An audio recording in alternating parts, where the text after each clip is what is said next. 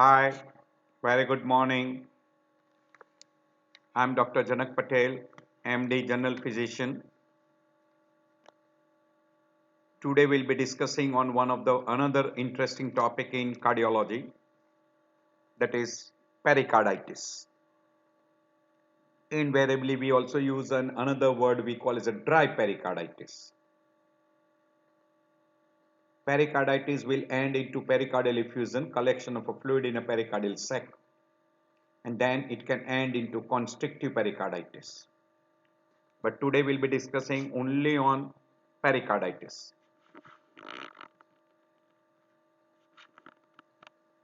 Meaning is very simple. It is involvement of the pericardial layer. And you know pericardium has got two layers, visceral and parietal. So inflammation of pericardium, we call that as pericarditis. Maybe because of infection or may not be due to infection, we call non-infectious. So any inflammation of pericardium, either due to infection or due to non-infectious causes, we call that as pericarditis.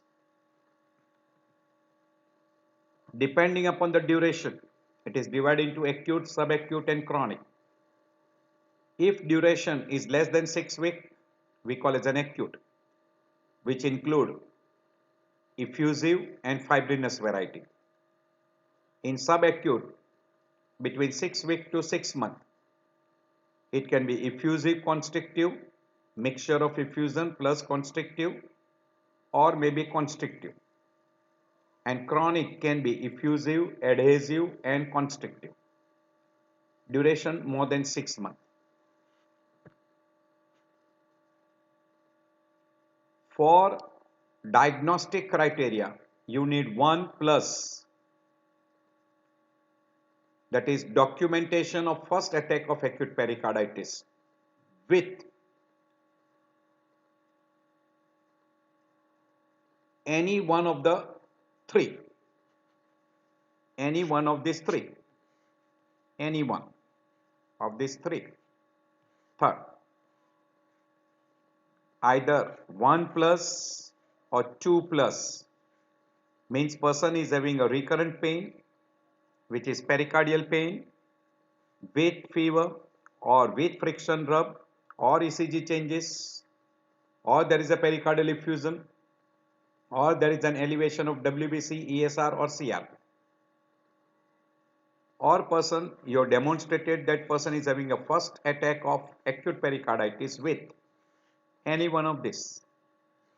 Then we label that as pericarditis.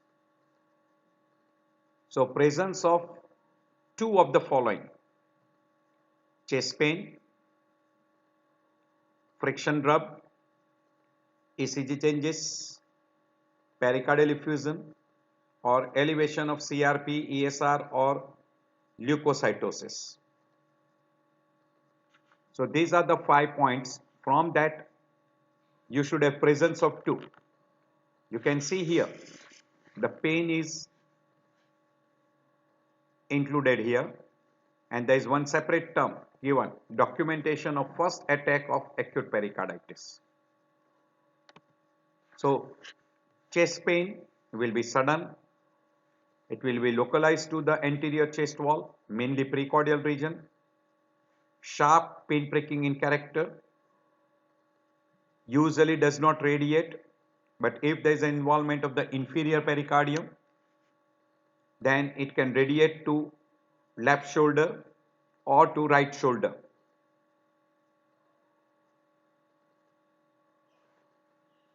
May improve if the patient leans forward, and worse while lying down flat, or by applying a pressure on the chest. That will be associated with presence of pericardial rub. Then we usually label that as pericarditis pain. So this will be the typical description of the chest pain. While on auscultation, if you get a friction sound, which is during systole as well as diastole, sometimes we call triphasic rub, and it is heard with the diaphragm of stethoscope and at the left side of the sternal border. that rub intensity increases by applying a pressure on the stethoscope because that will bring the two layers together, or it is increased by bending forward. That is typical pericardial rub, and this rub does not disappear by holding breath and it persists, then it is called pericardial friction rub. There will be ECG changes, there will be evidence of pericardial effusion on clinical ground or by demonstrable by echocardiography. Presence of fever, elevated CRP or ESR or leukocytosis. That is diagnostic criteria. C-reactive protein usually suggests inflammation. CPKMB troponin may be elevated because there is associated involvement of myocardium along with visceral pericardium. And leukocytosis also suggests inflammation or we call infection. As far as ECG is concerned, they are divided into 4 stages: stage 1, stage 2, stage 3 and stage 4. In stage 1, usually it is from few days to 2 weeks where there is an ST elevation with PR depression. And this may be associated with rub or may not be associated with rub. In stage 2, it lasts for weeks. ST returns back to baseline and T wave is flat. In stage 3, again after 2 to 3 weeks, there is a T wave inversion. And in stage 4, it will last for many months and there will be T wave coming back to isoelectric line and it will be upright. These are the 4 stages in pericarditis which you can demonstrate or you can get in ECG. So ST elevation with concavity upward and PR depression is suggestive of acute pericarditis. In stage 2, ST returns to baseline and T wave becomes flat. Stage 3, T wave becomes inverted. And in stage 4, T wave becomes upright. These are the 4 stages in ECG. So ST segment elevation because of epicardial inflammation, which is best seen in lead 1, lead 2, AVL and V3 to V6. And usually in lead AVR, you will see PR segment elevation and ST depression because it is just opposite of limblets, that is lead 1, lead 2 and AVL. ST segment will be concave upward, smiley. PR segment is depressed in lead 1, AVF, V5, V6. And T wave inversion will be seen when ST segment returns back to baseline in stage 3. Now you can see here that in lead 1, in AVL and V4, V5, V6, you have got an ST elevation with concavity upward. You can see ST is elevated with concavity upward like this. And PR segment will be downwards, depressed. While in AVR, PR segment will be upward and ST segment will be depressed. Very, very typical in acute pericarditis. Again, you will be able to make out very clearly ST segment depression with PR segment upsloping. While in lead 1, AVL, sometime even in lead 2, ST segment will be elevated with concavity upward and lateral leads, that is V4, V5, V6. V4, V5, V6. You will see ST elevation with concavity upward. Again typical. You can see slight ST depression ST segment elevation with concavity upward. In AVR it will be depressed with PR segment upsloping, or we call elevated. Similar changes you get in benign early repolarization. You will have to differentiate that. Benign early repolarization is with ST segment elevation with T wave upright, and the ratio of ST to T wave is less than 0.25, while here ST segment elevation is more as compared to T wave. So the segment is greater than 0.25. Here it is less because T wave changes are more as compared to ST segment changes. There are some words, common words, which are being utilized in pericarditis. We call as an acute, less than 6 weeks, subacute between 6 weeks to 6 months, more than 6 months, chronic. Most common word utilize acute and chronic. We don't commonly utilize subacute. Etiology wise, viral is more common. Second common is bacterial, then tuberculosis. But good number of time we do not identify the cause, then we call that as a idiopathic. And you can have a miscellaneous group of causes, which will be talking as we come to etiology side. Or you can divide into infectious, or we call infective, non-infective, or we call non-infectious, and hypersensitive or autoimmune.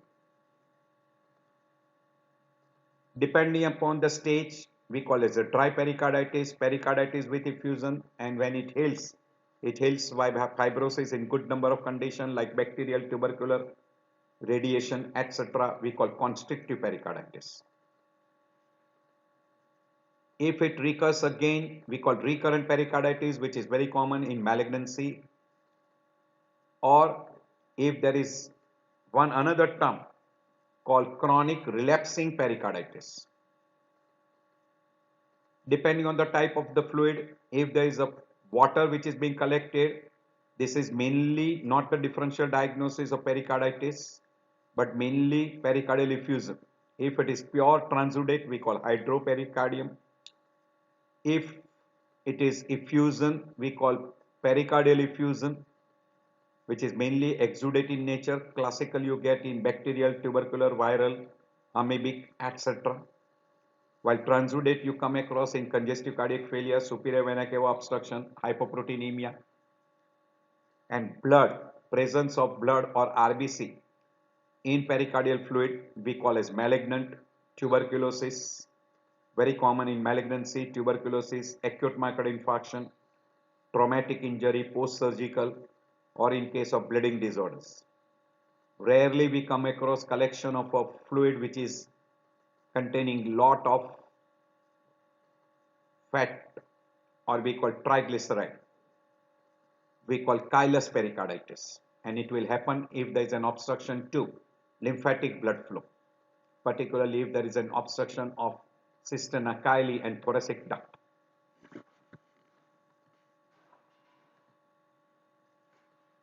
So on onset, acute, subacute and chronic. Quantity of fluid, mild, moderate and severe. Distribution wise, circumferential, loculated. This is mainly for pericardial effusion. And composition wise, transudate, exudate, blood or chyle. So water, hydro, exudate, effusion, blood, hemo and chyle, chylothorax. And etiological classification: bacterial, tubercular, viral, radiation, malignant, amoebic, etc. There are different words which will come across as we come across. There are few terms we have already mentioned: serous, fibrinous, purulent, hemorrhagic, caseous. These are common words utilized in acute pericarditis.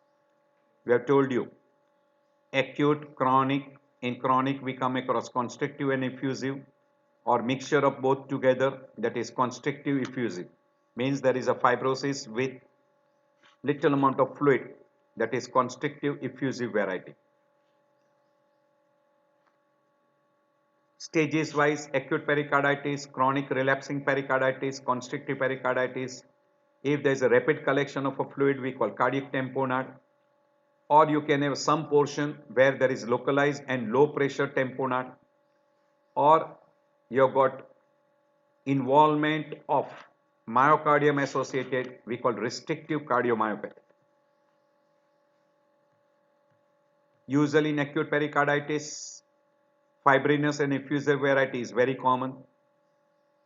In subacute, constrictive and effusive constrictive, while in chronic, usually it ends up with constrictive, very rarely it is effusive, or it can be adhesive when there is an adhesion to nearby structures, that is adhesive variety.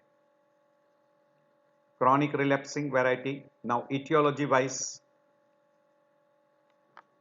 infective, autoimmune, neoplasm, radiation, traumatic, idiopathic, which accounts for almost 85 to 90%, then drugs, endocrine, renal failure, etc. This is indirectly also the etiology. In infective variety, it is 2 to 5% only. Viral, tubercular, bacterial, fungal.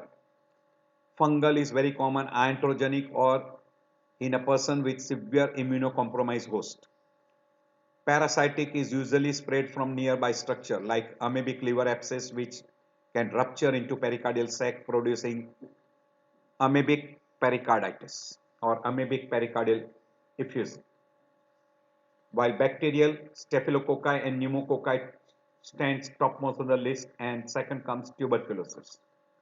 Among viral, Coxsackie virus, influenza virus, HIV are most common. In autoimmune disorders like SLE, drug-induced lupus, RA, periarteritis nodosa, scleroderma, ankylosing spondylitis, inflammatory bowel disease, or maybe secondary due to post-cardiac injury syndromes like post-myocardial infarction, we call Dressler syndrome, and sometime in post-cardiotomy syndrome you can have a injury to the pericardial layer, and that can end up with a pericardial effusion. In neoplasm, it can be primary or secondary metastasis or spread from nearby organ. Radiation pericarditis is very frequently when the person is receiving radiotherapy for CA breast or CA lung. Renal failure will result into what we call as a uremic pericarditis. A traumatic injury will usually end up with hemopericardium like step bone injury, bullet injury, or sometime a blunt non-penetrating injury. Most common is idiopathic, where we cannot identify the exact etiology, and it is accounting for 85 to 90%. Second common is infective, third common is we call malignant. In India, we should not forget in infective variety tuberculosis and HIV. These are quite common, and in immunocompromised host. These are some of the common in among drugs, hydralazine and procainamide, and in endocrine, hypothyroidism or mixed edema can end up with not pericarditis but with pericardial effusion. There is one another word which is being utilized is autoreactive pericarditis, where fluid contains more than 5,000 mononuclear cells and there is a presence of anti-sarcolemma antibody. This is the most important criteria. And inflammation of epicardial and endomyocardial biopsy, you will be demonstrating by endomyocardial biopsy. And you have to exclude active viral infection of both pericardium and endocardial layer by biopsy. You have to exclude tuberculosis and other infection like chlamydia and bacterial infection. Absence of neoplastic infiltration, again by biopsy sample, and exclusion of systemic and metabolic disorders like uremia. When you rule out all these conditions, And if there is a pericardial fluid which is containing 5000 count, which is mainly mononuclear cells, and there is anti-sarcolemmal antibody positive, we call autoreactive pericarditis.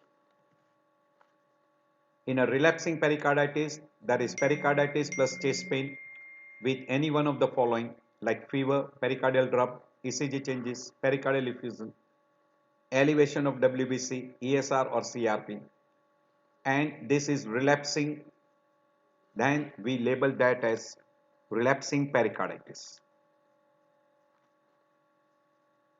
These are the criteria for acute pericarditis and myopericarditis. Means whenever the myocardium is involved along with pericarditis, then we usually label that as myopericarditis.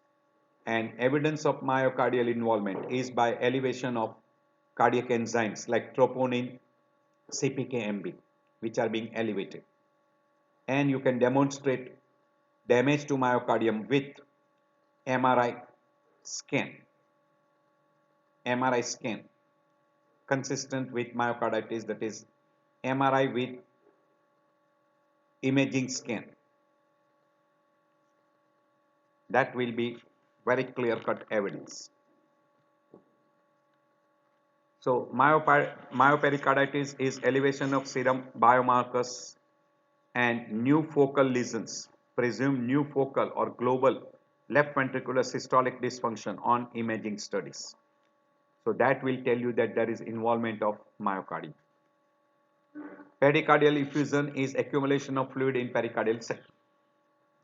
While cardiac tamponade is a syndrome where there is an accumulation of pericardial fluid space resulting in reduced ventricular filling and subsequent hemodynamic compromise.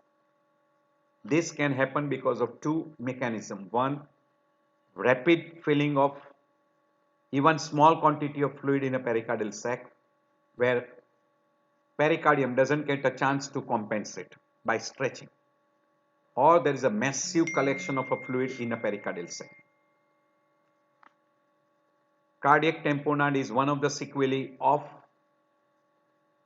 pericarditis which will end into pericardial effusion and cardiac tamponade, and then when it heals by fibrosis, it will end into constrictive pericarditis where ventricle is not allowed to fill because there is no elasticity left in pericardial sac. Effusive constrictive pericarditis means there is a little amount of pericardial fluid along with constrictive pericarditis. So it is characterized by constrictive pericarditis with coexisting pericardial effusion. And good number of times it can be associated with cardiac tamponade. So there is a mixed hemodynamic picture of both constriction as well as cardiac tamponade. Then we call effusive constrictive pericarditis. This is etiology we have already discussed. Infective etiology, autoimmune, neoplasm, radiation, renal failure, traumatic, idiopathic, endocrine, and drug induced. You can divide into infectious, neoplasm, cardiac causes, autoimmune, drugs, metabolic, traumatic, radiation. We have already mentioned some of the common causes in previous slide. At your leisure time, you can go through. The most common cause is idiopathic, which is accounting for almost 90 to 95%. Viral and idiopathic will be accounting for almost 90% of the cases. They also include autoimmune variety, autoreactive variety, and neoplastic variety in common, out of which idiopathic will be accounting for nearly 85 to 90%. So first possibility is always idiopathic, second is viral, third is malignancy and autoimmune. So if you take these four, 1, 2, 3 and 4, they account for nearly 95 to 99% of the cases. So go through those particular groups. Together they will be almost 90 to 95% of the groups. And rest like radiation, traumatic injury, drug induced, metabolic causes, etc. The most common cause of relapsing pericarditis is idiopathic. Second common is viral. Third common is myocardial injury and pericardial injury syndromes, particularly post-MI syndrome we call Dressler's, following pericardiotomy or following a traumatic injury. Then autoimmune and others are not very common, so we call rare. As we go through the pathophysiology, we know that pericardium is surrounded by the two layers, visceral and parietal. So involvement of both layers will be there very commonly in pericarditis. So pericardium layer will be involved. It is made up of a fibroelastic tissue. So during systole and diastole, there is a stretching and relaxation of that pericardial layer. This elasticity will be lost when you start getting healing. We result into constrictive pericarditis. There is a visceral pericardium which is firmly closely attached to myocardium, and parietal pericardium which is mainly made up of a fibrous tissue, or we call fibrocollagen tissue, and mesothelial tissue. Pericardial sac usually contains 15 ml to 50 ml of clear plasma ultrafiltrate. This pericardial layer is attached by ligament to the surrounding structure. The function of pericardium is to limit the motion, prevent dilation during volume increase, and it does not allow any infective microorganism to enter into pericardial sac, and it is innervated by somatic nerve. When that is irritated, it will give rise to pericardial pain. We call pericarditis pain. So it limits cardiac dilatation, it maintains ventricular compliance, it reduces friction between the two layers, that is visceral and parietal, and it does not allow microorganism to enter inside, and it does not allow the heart to be displaced. As far as mechanical function is concerned, it limits the ventricular filling, limits the extent of acute dilatation of the ventricle, and even distribution of the pressure over the ventricle is balanced because of pericardial layer. Same what we have given before. So it limits cardiac distension, it facilitates the chamber coupling, it maintains the PV relation of the chamber and output, it maintains the geometry of left ventricle, it lubricates between the two layers, that is visceral and parietal, and it decreases the friction. It is a barrier to infection, so it does not allow the microorganism. It has got immunological function, vasomotor function, fibrinolytic function, and it also, there is a modulation of myocardial structure and function and gene expression. Very rarely there is an absence of pericardium. It is absolutely rare, but once in a while you can come across a person with absent pericardium. Because of infective pathophysiology or non-infectious pathophysiology, there is an inflammation. Secondary to inflammation, there is a transudate formation which does not heal with fibrosis. But if it is an exudate, secondary to exudate, you will have a more accumulation of fluid, and whenever it heals, it will heal by fibrosis and it will end up into constrictive pericarditis. If there is a rapid accumulation of fluid in a pericardial sac, it will result into what we use a word, two words, pericardial tamponade or cardiac tamponade. If there is a gradual accumulation of fluid, it allows the stretching of the visceral as well as parietal pericardium, and it can accumulate a good quantity of fluid. But when there is a very large quantity of fluid which is being accumulated, it can also end up with tamponade. Particularly in tuberculosis, When it heals, you can get calcification, so you can see calcification on an X-ray or on histopathology, particularly in case of a tuberculosis. By and large, tubercular malignancy and parasitic can end up into chronic pericarditis. Malignant will usually end up into recurrent pericarditis. So recurrent pericarditis is very common in malignant and tuberculosis. While relapsing pericarditis, we have already mentioned, it will be common with in idiopathic variety or maybe because of infective groups. So inflammatory process, there is an influx of neutrophil and chemical mediators. There will be increased permeability of pericardial vascular, which will end up into inflammation and collection of fluid. There will be restriction of the heart motion, and because of inflammation of pericardial layer, you will start getting pain and you will have a little amount of dyspnea. Now this particular can heal, but healing process can end up into constrictive pericarditis, collection of a fluid in pericardial sac will give rise to what we call as a pericardial effusion, rapid collection, pericardial tamponade, slow collection will allow the pericardial sac to stretch and accommodate large quantity of fluid, particularly in malignancy, tuberculosis, traumatic injury, hemopericardium, etc. It heals by fibrosis, it will end up into constrictive pericarditis. Hydropericardium invariably will have a complete and full recovery.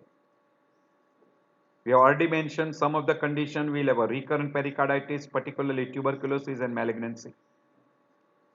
While you can have a relapsing, very common in infective pathophysiology, it can be relapsing variety, more common in idiopathic.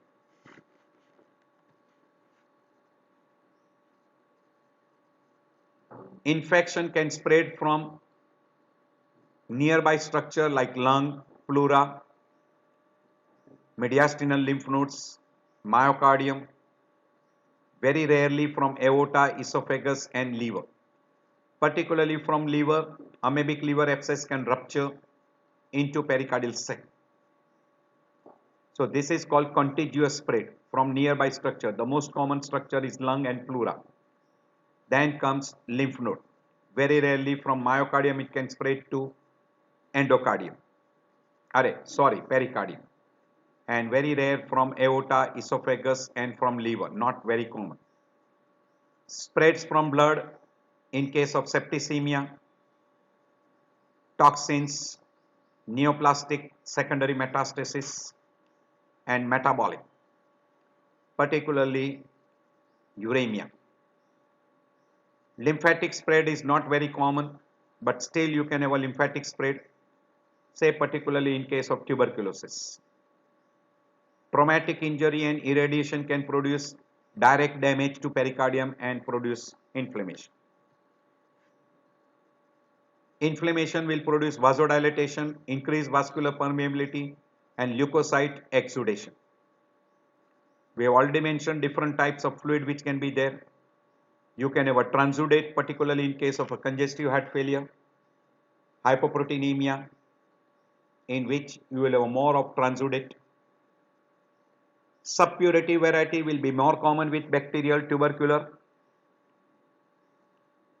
where leukocyte count will be high.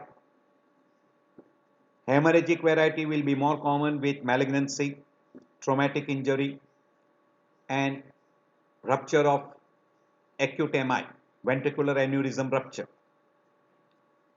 or during procedures like pericardiocentesis or while doing pacing because of a traumatic damage to the myocardium.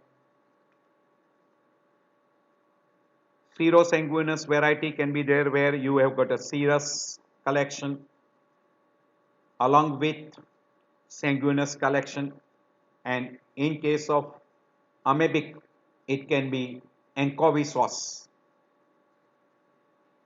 These are the different. It will be chyle collection in case of a chylous pericarditis. We divide into three stages: early, progressive and final, what we call as resolving, where there is an organization. So early contains fibrinous protein pericarditis, then it progresses further into effusive variety, then there is an acute cardiac tamponade if there is a rapid collection, but if there is a chronic accumulation it will accommodate slowly because there is a stretching of the pericardium, and it can involve even myopericardium.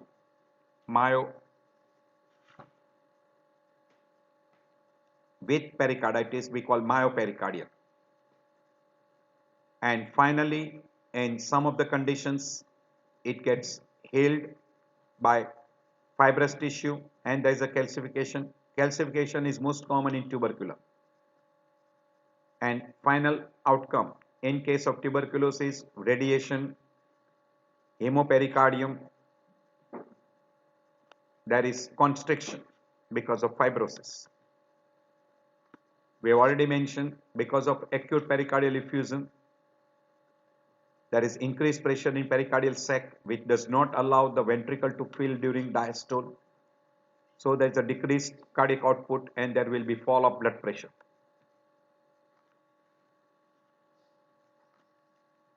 Pericarditis is not very common, but still you do come across pericarditis.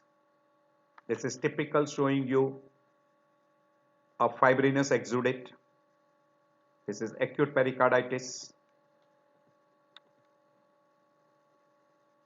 You can see there is an exudative material. Exudative material.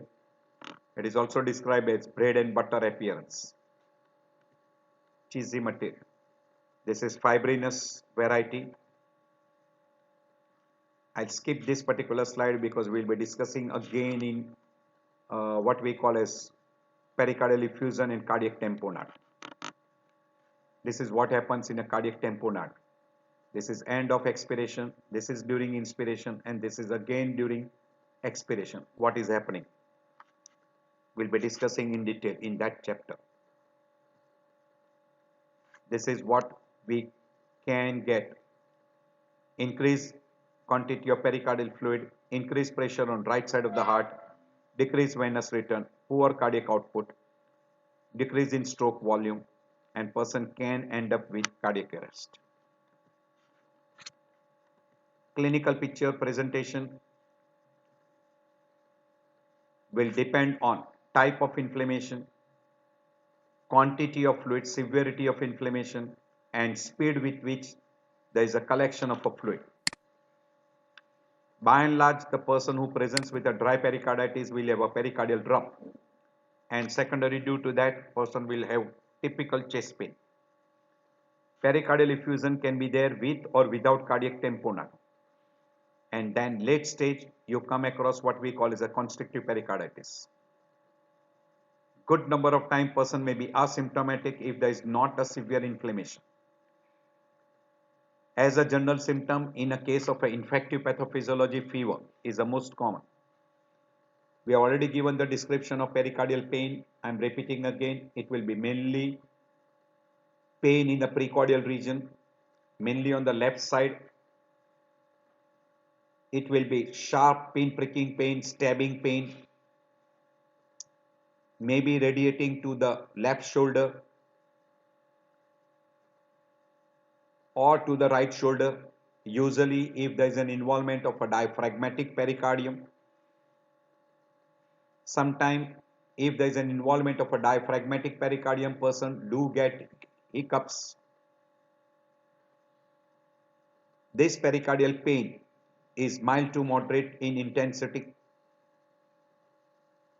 It may be aggravated by bending forward and applying pressure on the stethoscope.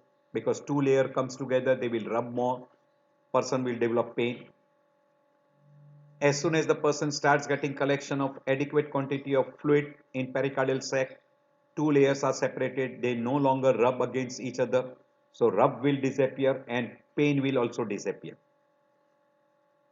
Along with this pericarditis pain, person can have symptom signs of basic etiology like bacterial infection.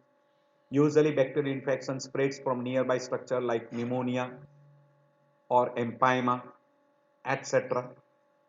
So person will have a symptom signs of basic etiology.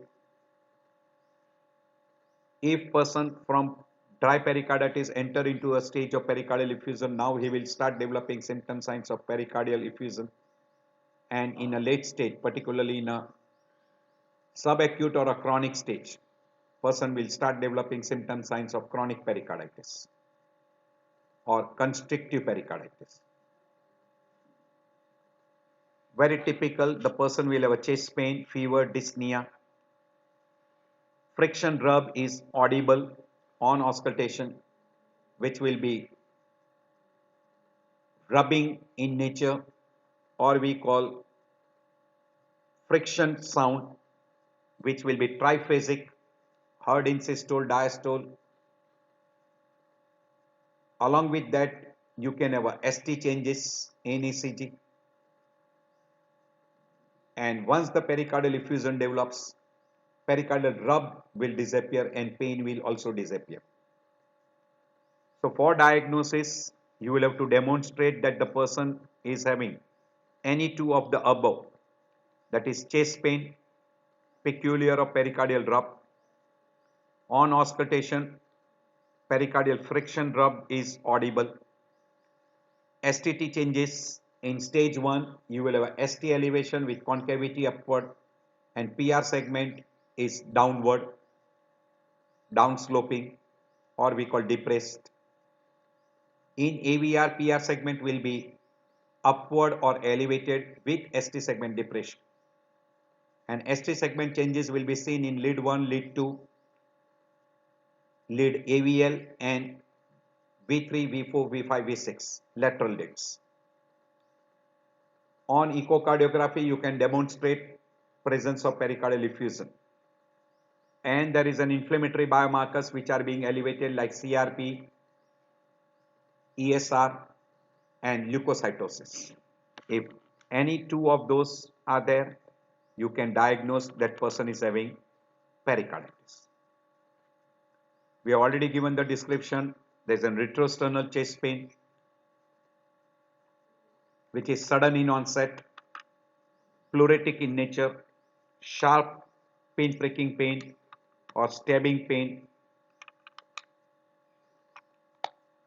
which is increased by inspiration, coughing or by swallowing. It is worsened when supine posture and improves by sitting upright and leaning forward. Can radiate to neck or to the left shoulder.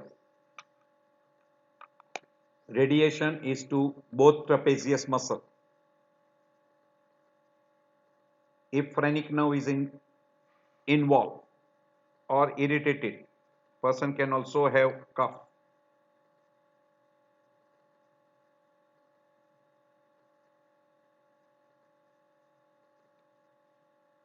Pericardial rub will be audible during respiratory cycle, that is inspiration and expiration.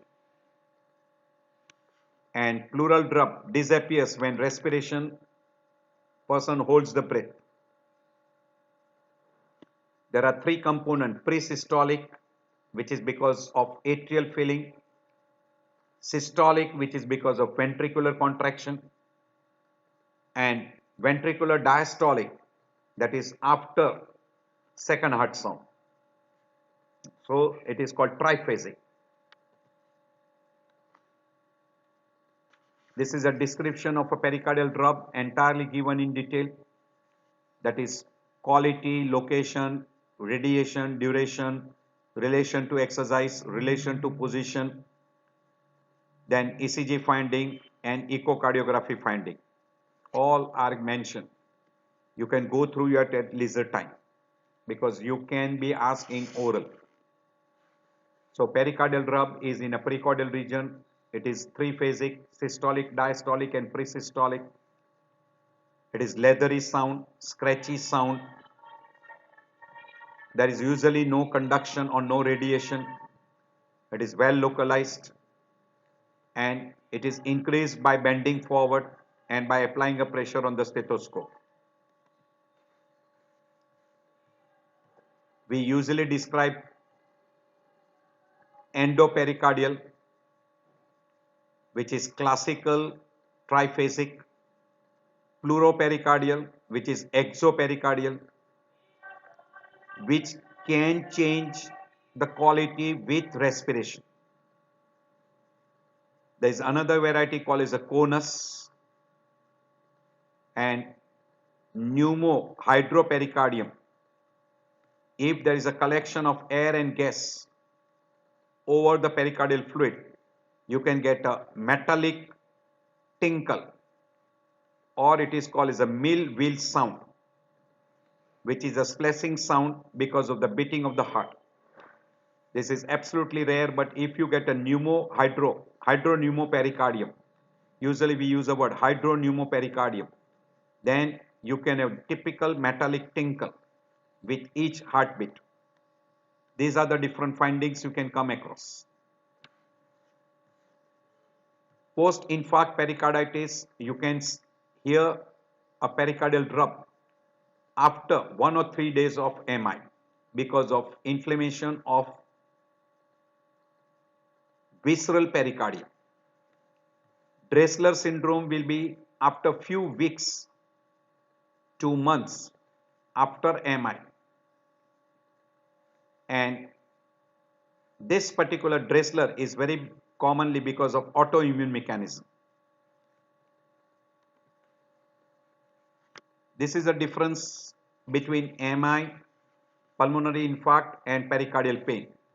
I am not going into detail. At your leisure time, you can go through all the difference: location, onset, character, changes with respiration, change with position, radiation, duration, response to nitroglycerin, pericardial rub will be present. This is again a difference between myocardial ischemia, pericarditis and pulmonary embolism. Again myocarditis, pericarditis and pulmonary embolism. You can go through your at leisure time. This can be asked in your oral or as a short note. So you can go through at your leisure time. This is ST elevation in LVH, left bundle branch block, pericarditis, early repolarization, hyperkalemia and STEMI. Just I'll go through little hurriedly. In LVH, ST and T segment both are in opposite direction of QRS, because whenever there is an LVH, you will have a LVH with strain where usually ST segment is downsloping, while in left bundle branch block, ST and T wave are both in opposite direction of QRS complex, and QRS complex is broad, more than 0.12 second. That we call as a left bundle branch block, and it will be RS pattern. In pericarditis, along with ST segment changes, you will have a PR depression and ST segment will be elevated. That will be peculiar in an acute pericarditis with concavity upward. While in early repolarization, ST segment will be elevated less as compared to pericarditis. In early repolarization, it will be 3 millimeter, while here it will be more than 5 millimeter. Good number of time. And you will have a notch at J point, which notch you will not see in case of pericarditis.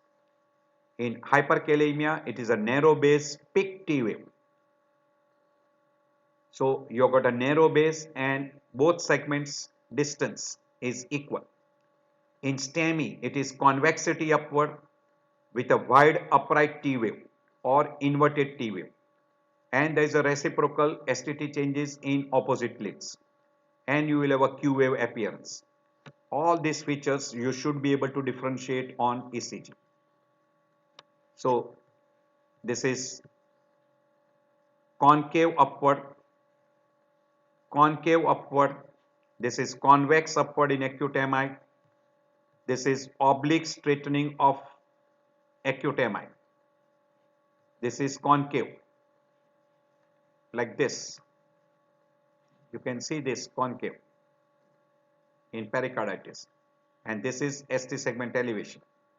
And PR segment will be downsloping.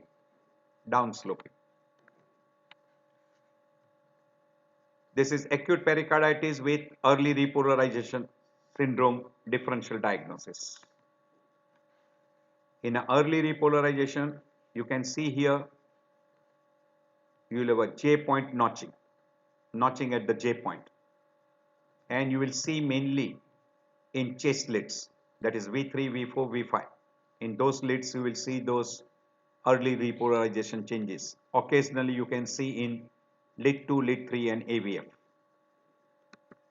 We have mentioned that difference. In which lid? This is in V4, V5.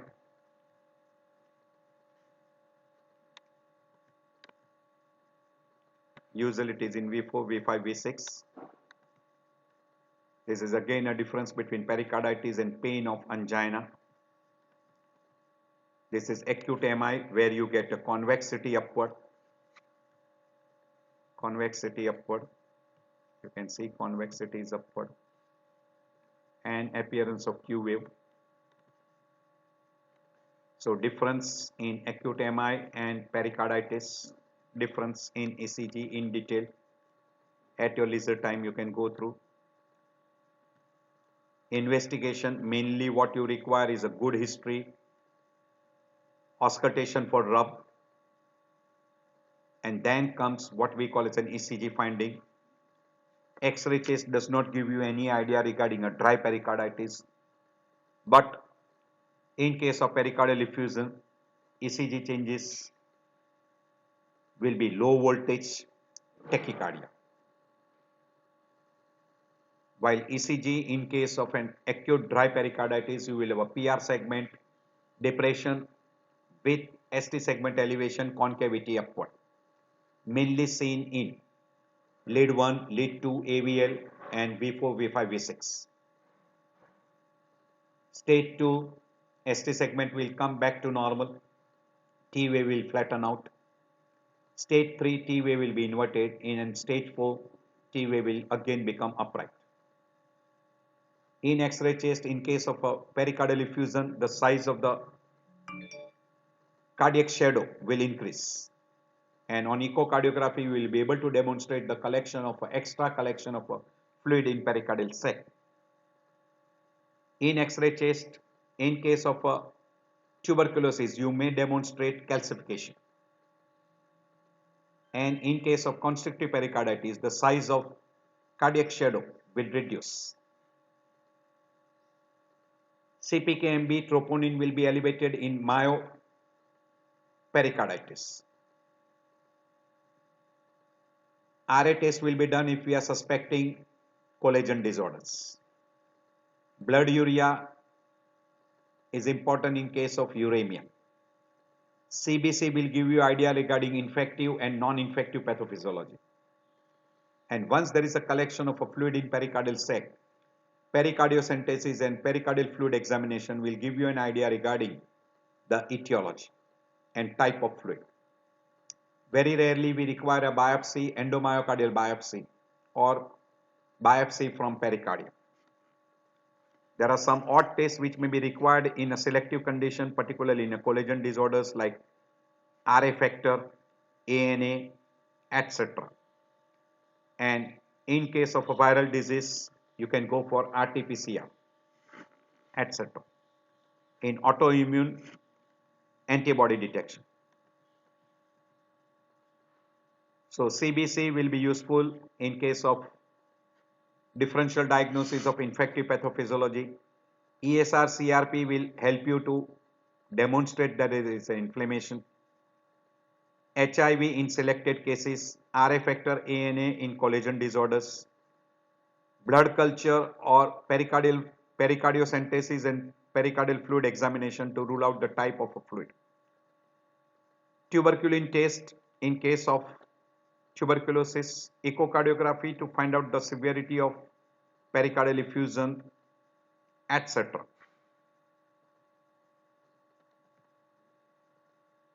So echocardiography will be very useful. This is an ECG we have already discussed. This is same what we have discussed before. We have told you that it will be with concavity upward, or we call smiley, and there will be associated PR depression. In pericardial fluid, it will be low voltage with sinus tachycardia, and when there is increased pressure, invariably there will be large quantity of fluid, then you can have a low voltage with electrical alternates. Pericardiocentesis with biopsy is very frequently required. Any person who has got pericardial effusion. X-ray chest, this shows mild increase in pericardial shadow, or we call cardiac shadow. And for demonstrating a cardiomegaly, you require minimum 200 ml of fluid. This is adequate quantity of fluid. You can get water bottle heart, clear cut, water bottle heart. You can demonstrate on echo-free space. This is echo-free space demonstrating pericardial effusion. You can see clearly. This is border of the heart. This is pericardial sac, and you can see that there is an echo-free space. You can see calcification, very frequently seen in tuberculosis and other disorders also, like sarcoidosis, etc. Very typical calcification, you can see.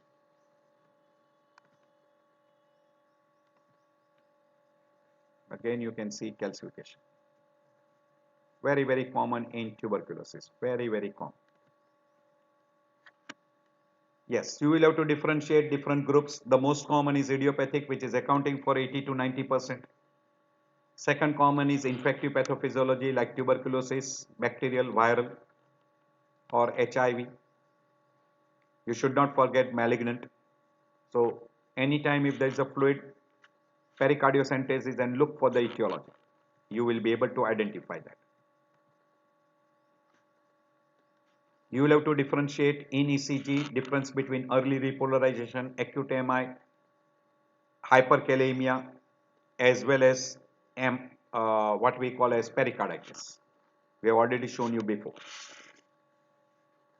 Whenever a person gets a pain, symptomatic treatment, and try to find out the etiology, treat the basic cause. And you should have a regular follow-up. Sorry, here it should be EP. Regular follow-up for complications, particularly like constrictive pericarditis. In symptomatic treatment, analgesics. Common analgesic utilized is aspirin, ibuprofen. Steroid should be avoided in bacterial infection, bacterial, viral, or we call infective pathophysiology. Steroid is strongly indicated in person who has got a very high chance of constrictive pericarditis, particularly tuberculosis, or after treating bacterial pericarditis. Good number of time it can end up into constrictive pericarditis. Colchicine is also one of the drug which is very commonly utilized in recurrent pericarditis. In uremic pericarditis, you might need dialysis. And in neoplastic, you will need chemotherapy. You will require chemotherapy. And steroid is also indicated in a recurrent pericarditis. Recurrent pericarditis. And in malignant, you might require pericardiectomy. So relieve pain, treat inflammation, and prevent cardiac tamponade. That is the prime goal. So aspirin, NSAID, colchicine very frequently, or you can go for glucocorticoid therapy where NSAID and colchicine does not give you results. Immunosuppression in autoimmune disorders. Even you can use IV immunoglobulins. Pericardiectomy is required if a person is likely to develop constrictive pericarditis. So in that condition, pericardiectomy may be required, and particularly in a case of what we call as a cardiac tamponade. We'll be dealing separately. These are the test and treatment for different varieties, particularly clinical indication of test and treatment. And these are the different conditions: idiopathic variety, infectious, acute MI, aortic dissection, neoplasm, trauma, uremia, etc. And what are the treatment? At your leisure time, you can go through. This is pericardiocentesis, which can be done. This is parasternal approach. This is apical approach. And this is subcostal approach. So you are entering from xiphisternal area. This is you are approaching into parasternal space, and this is at the apex you are approaching. So these are the different, and you can take the help of what we call as ultrasound guided. So these are the different techniques which are utilized during pericardiocentesis. You can do even a pericardial drainage. The complication because of pericarditis is pericardial effusion, cardiac tamponade, and constrictive pericarditis. And in some condition, we do come across recurrent pericarditis, particularly in tuberculosis, malignancy, and some other conditions like what we call as a radiation. Idiopathic also can end up with recurrent pericarditis, but the most common being malignant and tuberculosis, where you might require NSAID, colchicine, or when they do not give response, you might require even steroid. So recurrence is very common, cardiac tamponade is very common, constrictive pericarditis is very common. Sometime while doing a pericardiocentesis, you can create a myocardial damage, or we call as a cardiac perforation. You can end up with bronchopericardial fistula, etc. Do remember this particular complication while doing pericardiocentesis. So I end my lecture here. I'm very thankful to you because you have spent some time with me. And this chapter will be very helpful because it is very frequently asked in your oral. And also you will come across as a full question in your theory. And occasionally you will see this group of people in your everyday practice. So I end my lecture here. I hope this lecture will be very helpful to you.